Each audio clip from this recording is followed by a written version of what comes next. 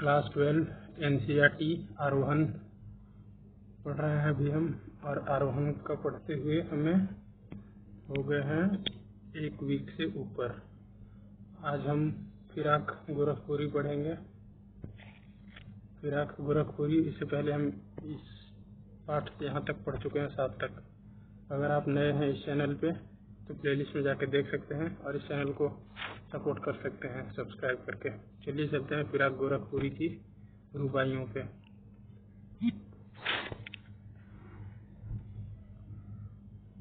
फिराक गोरखपुरी का जन्म 28 अगस्त 1896 गोरखपुर उत्तर प्रदेश में हुआ था। इनका मूल नाम था रघुपति सहाय फिराक।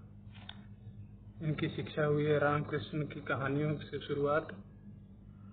बाद की शिक्षा अरबी, फारसी और अंग्रेजी में। 1917 में डिप्टी कलेक्टर के पद पर चयनित, पर स्वराज आंदोलन के लिए 1918 में पद त्याग दिया इन्होंने। 1920 में स्वाधीनता आंदोलन में हिस्सेदारी के कारण 1.5 वर्ष की जेल हुई। इलाहाबाद विश्वविद्यालय के अंग्रेजी विभाग में अध्यापक रहे। इनको जो सम्मान मिले हैं वह है साहित्य अकादमी पुरस्कार गुल्ले नगमा के लिए, ज्ञानपीठ पुरस्कार, सोवियत लैंड नेहरू अवार्ड।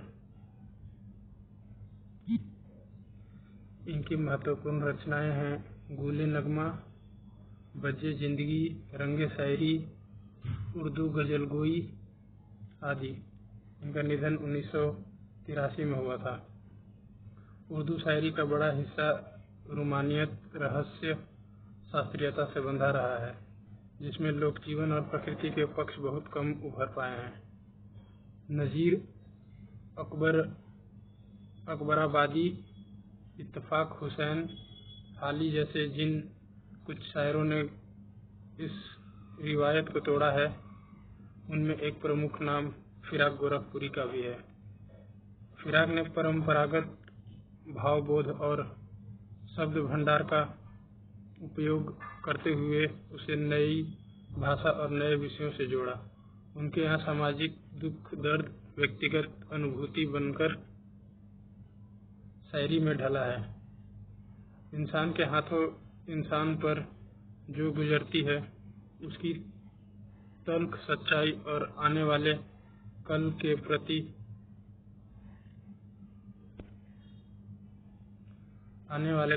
प्रति दोनों को भारतीय संस्कृति और लोक भाषा के प्रतीकों से जोड़कर फिराक ने अपनी शायरी का अनूठा महल खड़ा किया। उर्दू शायरी अपने लाक्षणिक प्रयोगों और चुस्त मुहावरेदारी के लिए विख्यात है। शेर लिखे नहीं जाते, कहे जाते हैं, यानी एक तरफ का संवाद प्रमुख होता है। मीर और गालिब की तरह फिराक ने भी कहने की इस शैली को साधकर आम आदमी या साधारण जन से अपनी बात कही। प्रकृति, मौसम और भौतिक जगत के सौंदर्य को शायरी का विषय बनाते हुए कहा, दिव्यता भौतिकता से पृथक वस्तु नहीं है, जिसे हम भौतिक कहते हैं वही दिव्य भी है। फिराक की रुबाई में हिंदी का एक घरेलू रूप दिखता है, भाषा सहज और प्रसंग भी। सूरदास के वात्सल्य वर्णन की सादगी की याद दिलाता है। मुझे चांद चाहिए मैया री, मैं चंद्र खिलौना लोहे जैसे बिंब आज भी उन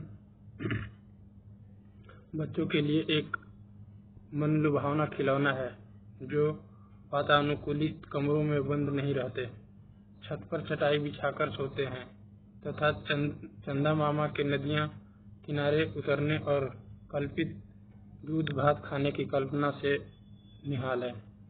मामा भी तो एक साक्षात खिलौना है बच्चों का, खासकर उन बच्चों का जिनके जीवन में महंगे खिलौने भले न हो, पर जो चंद्रमा रिश्तों का मर्म समझते हैं।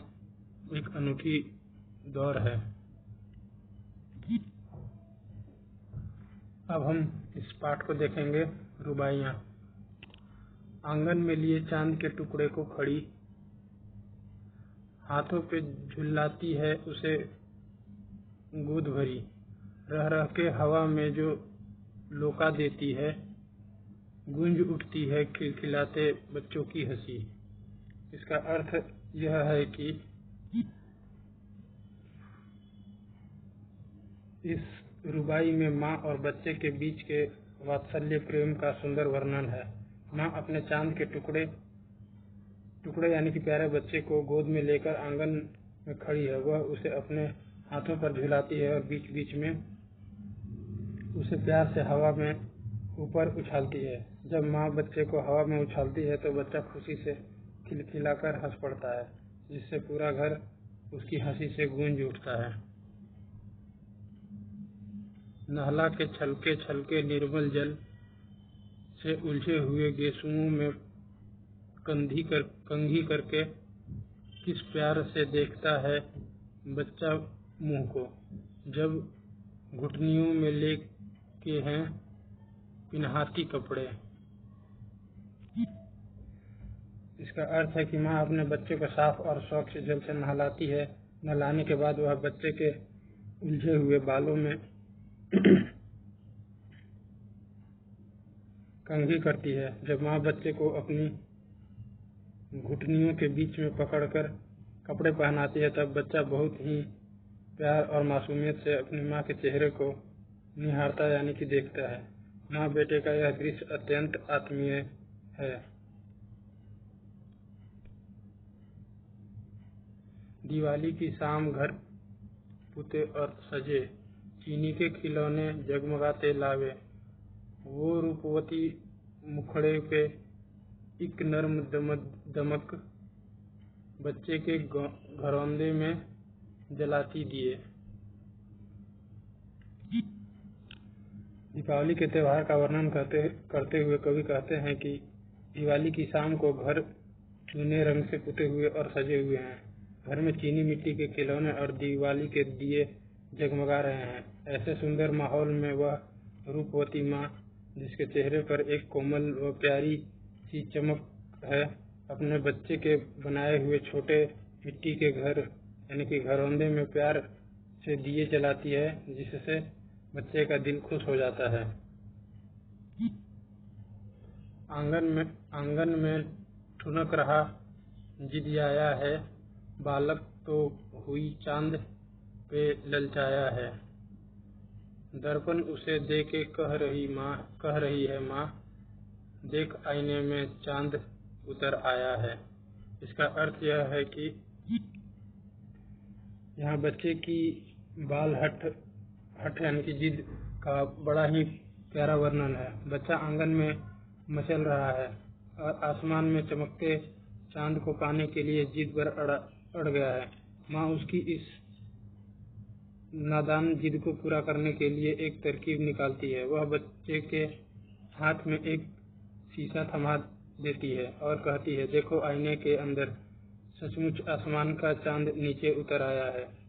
दर्पण में चांद का प्रतिबिंब देखकर बच्चा खुश हो जाता है।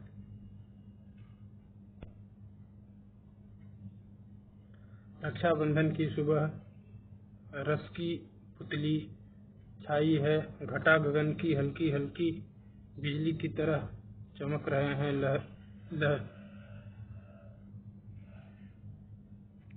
बिजली की तरह चमक रहे हैं लच्छे, भाई के हैं बांधती चमकती राखी। इसका अर्थ यह है कि इसमें रक्षाबंधन के पवित्र त्योहार का वर्णन है। रक्षाबंधन की सुबह चारों तरफ प्रेम और मिठास बिखरी हुई है। सावन का महीना है और आसमान में हल्की हल्की काली घटाएं छाई हुई हैं। ऐसी सुहावनी सुबह में बिजली की तरह चमकते हुए रंग बिरंगे धागों वाली राखी एक बहन अपने भाई की कलाई पर बड़े प्यार से बांधती है।